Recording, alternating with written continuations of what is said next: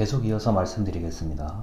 자, 부패 실태에 관련된 얘기가 그 교재 514쪽부터 520쪽까지 부패 실태에 대해서 나와 있는데요.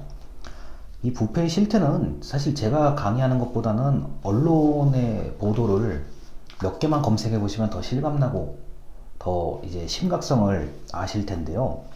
책에는 이런 게 있습니다. 국제 투명성 기구, 그리고 부패 인식 지수. 자, 국제적인 어떤 특정한 기관이 각 국가의 투명성이 어느 정도인지를 조사하는 거죠. 자, 우리나라는 이제 국제 투명성 기구의 기준에 따르면 그렇게 그 청렴한, 깨끗하지는 않은 것으로 조사가 되는데요. 그런데 이제 이런 그 투명성에 대한 투명성을 구성하는 여러 가지 지표들이 있는데, 하위 요소들이 있는데, 그게 무엇인지에 따라서 사실 결과가 많이 달라질 수도 있거든요. 그래서 이게 뭐 우리 한국이 현재 상당한 수준의 뭐 그 경제 규모와 상당한 수준의 그 지금 저 인터넷 정보화, 사실 정보화는 뭐 세계 1등이라고 봐도 과언이 아닙니다. 자, 정보화 지금 정보 사회에 진입을 했는데, 뭐 그런 기준에 비교했을 때 투명성의 순위가 그렇게 높지는 않은 편입니다. 자, 그리고 부패 인식 지수, 자, 얼마나 부패하다고 생각하는가에 대한 이런 지수들도 우리나라의 어떤 경제 수준이나 규모에 비교했을 때는 상대적으로 높지는 않습니다. 자, 그런데 다시 말씀드리지만 이런 그 외부 국제적인 기관이나 이런 곳에서 조사를 하는 이런 순위들은 그 순위를 측정하는 여러 가지 하위 요소가 무엇인지에 따라서 그 순위가 좀 달라질 수 있다는 점을 아시면 좋겠고, 이게 국제적인 기준에서 한국 정부를 봤을 때와 우리 한국 국민들이 우리 한국 정부를 봤을 때의 인식 수준은 상당한 차이가 있을 수 있습니다. 자, 그리고 자체적으로 국가기관에서도 조사를 하죠. 자, 얼마나 청렴한지, 얼마나 부패가 없는지, 얼마나 개선을 하는지, 뭐 많은 노력을 하죠. 자, 뭐 국가기관의 조사를 제가 이제 언급을 해야 되는데, 일단 공직자는 감사원이라는 조직에서, 독립기관에서 당연히 직무감찰을 합니다. 자, 감사원의 큰 임무 중에 하나는 이제 우리나라의 그 예산 결산할 때 결산이고요. 그 다음에 또 하나의 임무가 직무감찰이죠. 그래서 과연 주어진 일을 잘 하는지에 대한 직무감찰. 자, 감사원이 있고요. 그 다음에 국민권익위원회가 있을 수가 있습니다. 그 다음에 국가인권위원회가 있을 수 있고요. 뭐 여러 가지가 있어요. 이 부패를 넓게 보면은 이게 또 인권 문제하고 또 안 엮인다고 볼 수도 없거든요. 그래서 뭐 여러 가지 독립기관들이 있고요. 그리고 부정부패에 대해서 뭐 조사하는, 우리가 흔히 말하는 뭐 검찰, 경찰, 뭐 그 다음에 뭐 각종 어떤 위원회에서 징계를 할 수가 있죠. 자, 뭐 그리고 부정부패에 대한 여부를 법원에서 판단하는 경우도 많고요. 그리고 각 공공기관마다 내부에 감사 담당하는 부서들이 있죠. 감사 담당이죠. 옛날 말로 감찰이고요. 자, 이런 것들이 전부 다 부정부패를 또는 직무를 파악하고 조사하고 때에 따라서는 처벌하기도 합니다. 자, 그리고 부정부패를 또 가장 강력하게 처벌할 수 있는 권한을 가진 사람은 공공기관의 기관장, 뭐 군대로 따지면 지휘관이죠.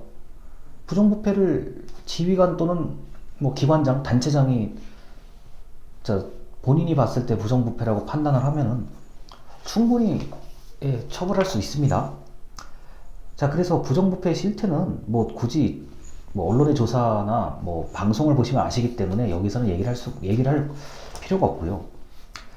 근데 이제 이런 게 있을 수가 있어요. 이 책에서는 이제 이 얘기가 별로 안 나오는데요. 이제 개인적인 얘기를 한다면, 이 개인의 부패 인식이요. 그러니까 내가 봤을 때 얼마나 부정부패인지, 주변, 내 옆 사람, 내 가족, 뭐 내 친구 뭐 이런 사람들이 봤을 때 똑같은 것을 보고도 부패의 인식이 다를 수가 있어요. 자, 그리고 이 부패의 부정부패에 관련된 인식이 이게 나하고 관련됐을 때와 내가 전혀 관련이 없을 때와 상당히 차이가 있을 수 있습니다. 자, 이른바 뭐 이런 말 있죠. 내노란불이죠. 내가 하면 로맨스고 남이 하면 불륜이다 이렇게 얘기할 수가 있는데 왜 내가 하는 행위는 내가 했던 행동은 이걸 왜 부정부패로 보느냐? 나는 아니라고 생각한다. 자, 이게 내가 관련됐을 때하고 내가 관련되지 않았을 때하고 부패의 인식 수준은 엄청난 차이가 있을 수 있습니다. 자, 사람은 누구나 저도 마찬가지예요. 나와 관련된 일인지 나와 관련이 안 돼 있는 일인지에 따라서 인식의 수준이 다르거든요. 그래서 부정부패의 이 인식 수준은 요새 우리가 흔히 유행하는 말로 내노란불의 개념이 굉장히 강하게 들어갈 수도 있습니다. 왜냐하면 나의 이익과 관련이 있는지 없는지에 따라서 똑같은 현상도 다르게 인식할 수가 있고요. 자, 그리고 뭐 이런 게 있을 수 있죠. 뭐 내가 내 친한 친구가 부정부패에 좀 연루가 된 것 같다를 바라봤을 때 내 입장과 나하고 아무런 관련이 없는 사람이 부정부패에 연루된 거하고 내가 그 두 사람을 바라봤을 때 시각은 어떻게 차이가 있냐는 거죠.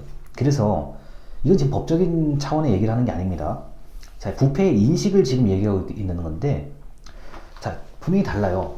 물론 같을 수도 있지만, 일반적인 사람들의, 특히 일반적인 정서, 우리의 일반적인 정서에서는, 나하고 친한 사람? 이럴 리가 없는데? 나하고 친한 사람은 그럴 리가 없을 거야. 분명히 뭔가, 우리가 모르는, 뭔가 잘못된 것일 거야. 이렇게 이해를 해주는 경향이 있다고요. 근데 제3자가 만약에 똑같은 걸 겪었다 그러면, 아니, 나하고 관련 없는 제3자가 똑같은 걸 겪었다 그러면은, 뭐, 그런가 보지, 뭐. 당연히 뭐, 부정부패했겠구나. 처벌받아야 되는 거 아니야? 이렇게 얘기를 한다고요. 똑같은 걸 가지고도, 나하고 관련된 거, 내 주변의 사람과 관련된 것, 그리고 전혀 관련 없는 사람, 이 관련된 것과, 이게 인식의 수준이 다르다는 거. 이게 부정부패에서는 의외로 이게 크게 작용을 합니다. 자, 그래서 이 국제기구의 기준도 사실 무척 중요해요. 이 국제기구의 투명성 기준 같은 게 부패 인식 지수 같은 거는 이게 뭐 그냥 이렇게 아무렇게나 만든 건 아니거든요. 사실 굉장히 중요한데 이 부패의 인식 수준과 외부에서 바라봤을 때와 내부에서의 바라봤을 때 내가 관련돼 있냐, 내가 관련되어 있지 않느냐에 따라서 약간의 차이가 있다. 그런데 그 약간이 뭐 차이가 별로 없을 수도 있지만 때에 따라서는 뭐 거의 정반대 수준으로 볼 수도 있다는 것까지 알아두시면 되겠습니다. 자, 그리고 이런 거요. 너무 부정부패가 심하면 순위의 측정이 무의미하죠. 가끔 이런 국가들이 있습니다. 부정부패라고 말할 수 없을 정도로 뭐 부정부패가 완전히 사회에 다 뿌리 내리는 경우요. 자, 그래서 이 부정부패를 너무 심하게 부정부패하면은 뭐 굳이 이걸 순위를 측정하고 말고 할 게 없죠. 자, 그렇게 되면 어떻게 됩니까? 그런 나라의 국민들은 알면서도 부정부패를 하게 되는 경우, 그리고 최악의 경우는 이런 거죠. 부정부패가 너무나 정답이라고 알고 지내게 되면 굉장히 난감한 상황이 벌어집니다. 그것은 이제 국가의 안정성 문제하고 직결되기 때문에 국가의 안정성이 흔들리게 되면은 굉장히 난감하죠. 저도 그런 경험을 한 번도 해본 적이 없기 때문에 그게 느낌이 뭔지는 모르겠는데, 부정부패가 너무 심하면 당연히 순위에 그것이 뭐 몇 등이냐는 무의미하고요. 국가의 안정성에 직결된다는 점에서 부정부패는 예방도 중요하고 교육도 중요하고, 그 다음에 끊임없이 이렇게 뭐 인식조사라든가 지수 이런 것들을 통해서 끊임없이 이게 부정부패를 하면 안 되겠구나, 잘못된 것이구나, 이런 것을 계속 이렇게 각인하는 이런 과정이 무엇보다도 필요하다고 생각을 합니다. 그래서 오늘 514쪽부터 520쪽까지의 부정부패 실태에 관련돼서 제 생각을 좀 같이 덧붙여서 말씀을 드렸습니다. 자, 계속 이어서 또 정보통신기술과 반부패에 대해서 말씀드리겠습니다. 감사합니다.